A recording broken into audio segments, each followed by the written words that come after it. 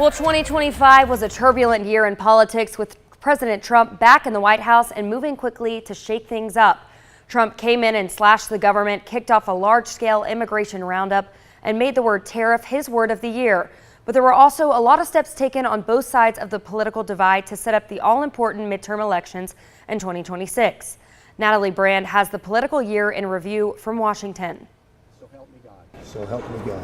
Congratulations, Mr. President. President Trump kicked off the new year taking the oath as the 47th president of the United States and wasted no time signing 26 executive orders that day. This is an order creating and implementing the Department of Governmental Efficiency, known as DOGE. Okay, that's a big one. DOGE, led by billionaire Elon Musk, went to work slashing the size of federal government, eliminating tens of thousands of jobs and dramatically cutting government agencies.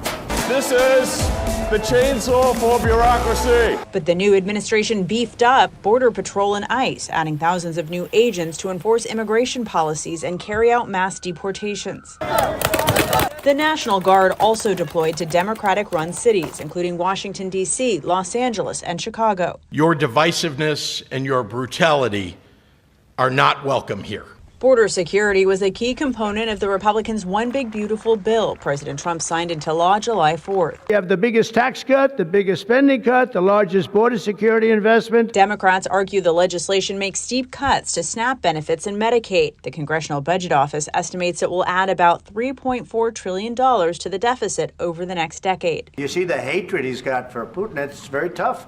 On the foreign policy front, Ukrainian President Volodymyr Zelensky's February visit to the White House turned into a highly contentious Oval Office clash. You got to be more thankful, because let me tell you, you don't have the cards. Trump held a face-to-face meeting with Russian President Vladimir Putin in Alaska this summer, and negotiations to end that war drag on. This is a big day, a beautiful day. President Trump did make progress in the Middle East, securing a peace deal between Israel and Hamas and seeing the remaining living Israeli hostages released. Trump declared tariff his favorite word and placed at least one on all U.S. trading partners. It's going to be Liberation Day in America. A standoff on Capitol Hill led to the longest government shutdown in American history. There's no way out, folks. There's no way out. Democrats pushed for an extension of Enhanced Affordable Care Act health subsidies. With impacts to SNAP recipients and the flying public, a handful of Democrats negotiated a compromise with Republicans to end the impasse. The motion upon reconsideration is agreed to. A bipartisan push also forced a vote to compel the DOJ to release all files on convicted sex offender Jeffrey Epstein. We fought the president, the attorney general, the FBI director, the Speaker of the House, and the Vice President to get this win. The U.S. Supreme Court looked at a number of challenges to Trump administration policies on its emergency docket, siding with the president nearly every time. One decision allowed Texas to move forward with a plan to draw new congressional districts for the upcoming 2026 midterm elections.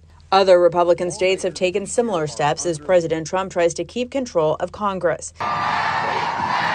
2025's off-year elections brought wins for Democrats in the New Jersey and Virginia gubernatorial races and for self-described Democratic Socialist Zohran Mamdani in New York's mayoral race. I feel very confident that he can do a very good job. The country also saw political divisions boil over in heinous ways.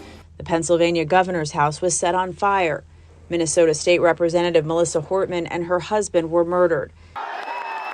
And conservative activist Charlie Kirk was assassinated in front of a large crowd at Utah Valley University, shocking the nation and leading to calls for all sides to lower the political rhetoric heading into next year's elections.